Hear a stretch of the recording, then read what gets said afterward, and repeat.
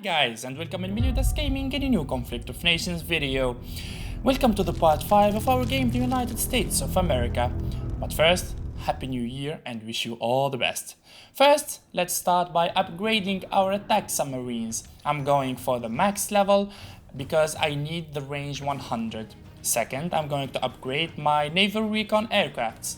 I want to strengthen my defenses in the ocean because you all know that the United States is so big and needs a lot of defenses to anticipate all the attacks of the enemies.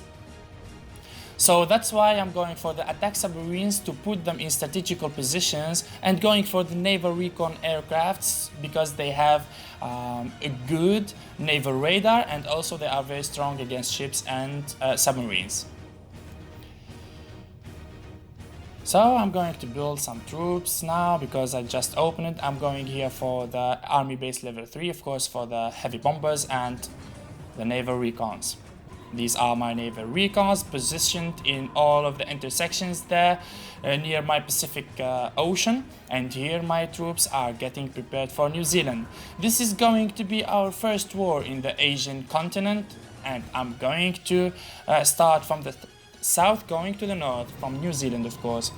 I saw that New Zealand wasn't very a good player, to be honest, because from the rank I can tell, but of course we never know. We need to be well prepared to take down our opponents because judgments in this game are not worthy. You need to always give your 100%. So I sent some good stacks and a lot of land troops. Of course, mainly there are motorized infantries there. I'm going to position my navies close to the city of Tauranga and Auckland and see if he has some naval units, of course. These are my heavy bombers, and I'm going to make some cruisers here in New Orleans, of course. I have a shortage of components. I think later I'm going to think about annexing a component city. It's so important because now I'm starting to focus on the aircrafts, heavy bombers, naval recon aircrafts, cruisers and attack submarines. So I'm going to consume a lot of components. Of course, we need to go for the arms industries, level 5, and if it's needed, we need to annex more cities. We can't afford to stop our production, so we need to strengthen our production, of course. That's a cruiser in New Orleans. Washington is going for the heavy bombers. New Orleans and New York going to make also a cruiser. So as my ships approach the New Zealand lands, you see that he has a lot of ships everywhere. He has, I don't know what kind of ships, because it's either corvettes or frigates, because in all of his cities he have naval base level 2. Practically it's not going to pose a problem for us because I have cruisers, submarines and frigates, so it's not going to be a problem. Here I separated my unit because every unit has a different range. The frigates have a range of 50, the submarines have a range of 75, and the cruiser have a range of 100. I separated them and positioned them so they can all be able to attack at the same time with an efficiency of 100. We will assume that these ships would be corvettes or frigates, so I'm going to hit hard from both sides by frigates and attack submarines at the same time.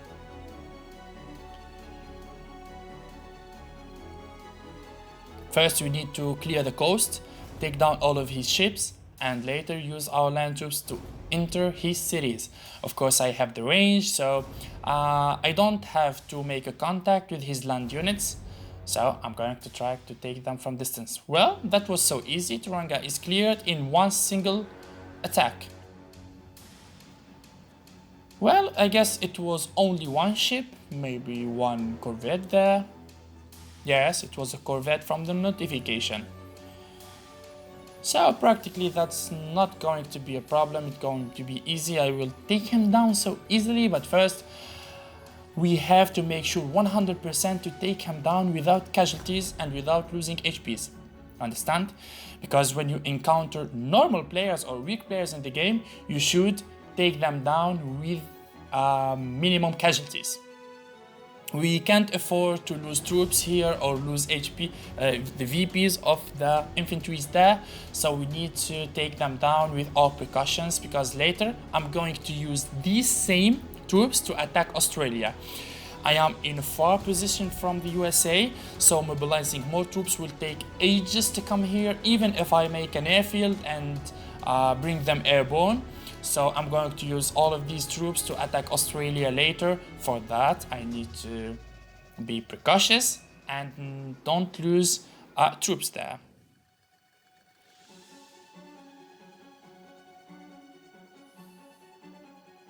So this is a quick time lapse because it's going to be a long work. It's going to take a while, so I don't want to miss anything. I want to show you all the details of the war. I want also to show you how I move in my gameplay, of course, in my strategies, how I move, how I position my ships and my infantries, how I attack with them.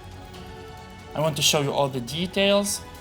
And as usual, feel free to ask me in the comment section. Here I'm starting to position my bombers in Port Moresby, New Guinea.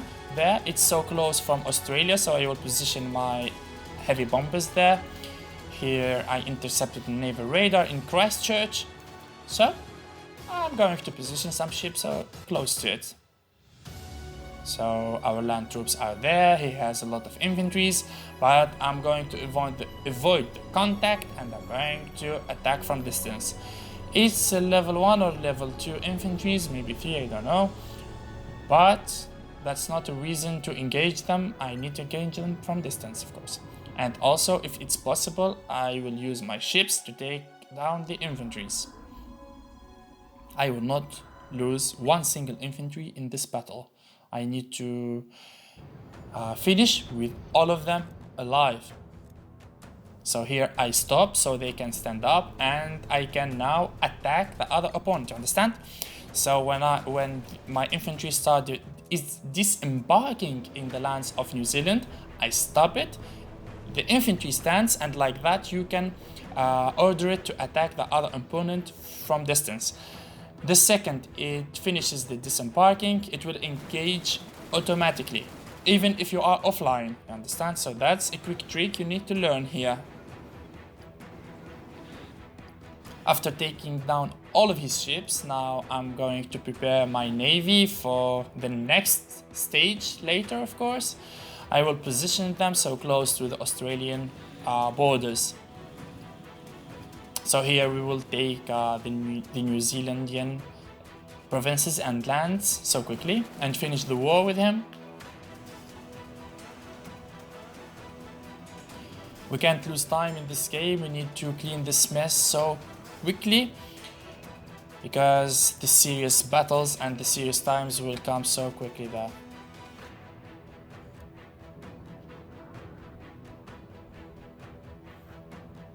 I will make some defenses in north of New Zealand in case Australia wants to join the party. So here I'm going to build a lot of naval recons. As I said earlier, I'm going to use them to secure my borders, my ocean borders, of course, shores. Also, I need to improve my electronics production, because these heavies consume a lot of electronics. So I need to boost the production by upgrading my arms industries in all of my electronic city. Here is Bismiquinto in Venezuela. I noticed that this city is producing so much components per hour, so it really intrigued with me to annex it. So I did annex it. I need components so much.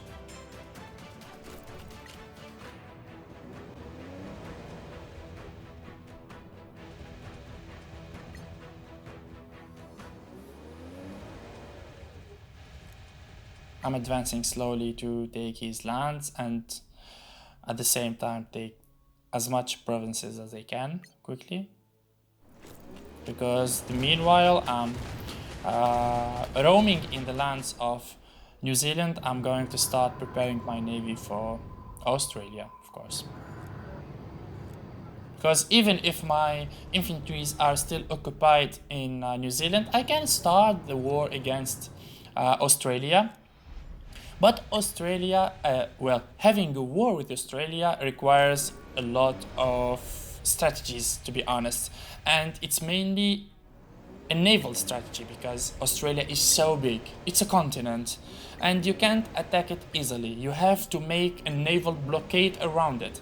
He has 6 or 7 cities on the shores, so you need to position ships all around Australia to prevent him first from turning around on you or getting on the sea and attacking your homeland cities or attacking you from other positions. So first you need to close him down in his own nation.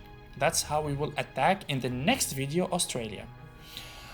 So here in the day 25, a new day, our troops are prepared. Some naval recon aircrafts are prepared, so I'm sending them to their own positions for the patrol and making new ones. I need to make as much naval recon aircrafts as they cover all my ocean. I need to see everything on the oceans, both Atlantic and the Pacific. So maybe 20-25 recons would be good. Of course, not only these recons, also I'm going to use the attack submarines in all the intersections. Let's go for the research now, and I'm going to upgrade again the naval recon.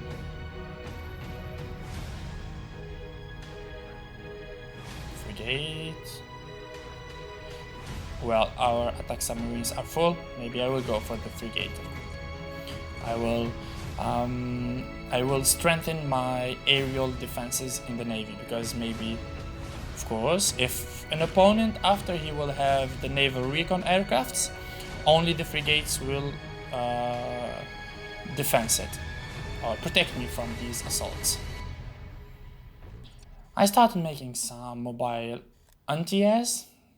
For sure, I can't only roam the lands only by motorized infantries. I need some aerial protection, because now it's early. Some nations such as New Zealand has an air force, because he was about starting to make an air force, starting to build the air bases, but I attacked him first.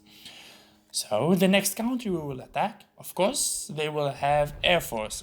That's where we will need the mobile anti-airs. So this city is annexed. We will try to use it to make some troops. First, arms industry to boost the production of components, and after I will build the army base, recruiting office, and other things. So this is a look about Australia. He doesn't have navy. That's so stupid. No one can play with Australia without making navy. This is a huge mistake, playing with a country such as Australia or USA or Japan or these big islands. You need to make navy. So now he is going to be an easy fish for me. I'm going to bombard all of his coastal cities with my navy, and after that I will enter so easily. I'm going to make a blockade around him with my attack submarines to stop him from, as I said earlier, to stop him from getting down on the water.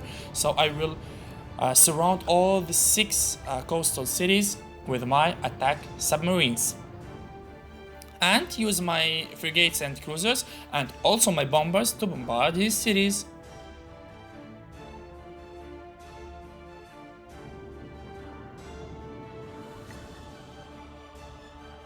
The positioning of our recons is underway, and you see that I'm aiming for the big intersections to see all of the movements. If anyone thinks of attacking me or sneaking around to give me a surprise and attack, I can detect him easily.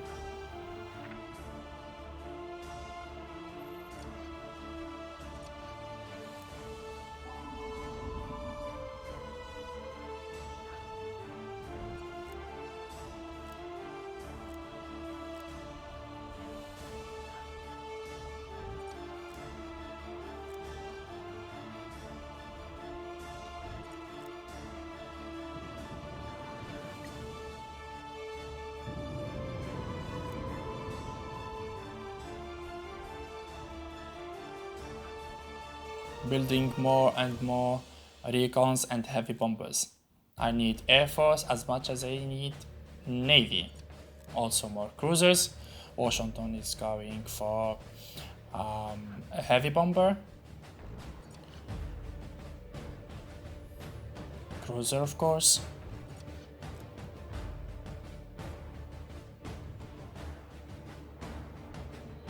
Naval Recon and Naval Recon.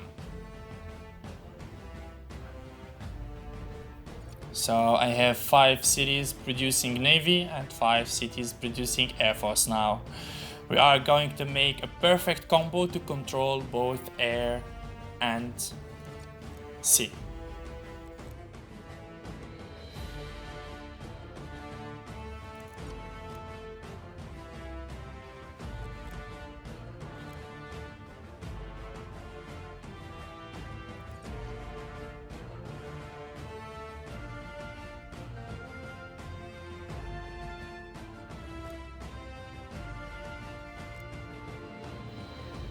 So New Zealand has fallen, and next stage would be Australia, and of course I annexed Taronga, another component city. So now I annexed 1 supply city in Canada and 2 component cities, 1 in Venezuela and 1 in New Zealand. That's how I improve my economics to have so strong economics. I never stop the production, as you can see now. This is the 5th part, and I never stopped making troops because I don't have resources. I always have the resources. This is how I improve them. This is how I know how to use them. So I never get the components or a resources shortage.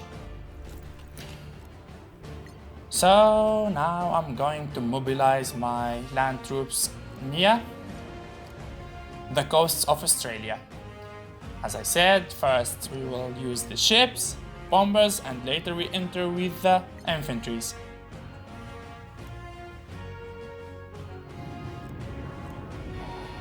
We will prepare everything now, and in this next part we will attack Australia. Stay tuned and wait for the next part. Of course, we will attack such a big country, Australia.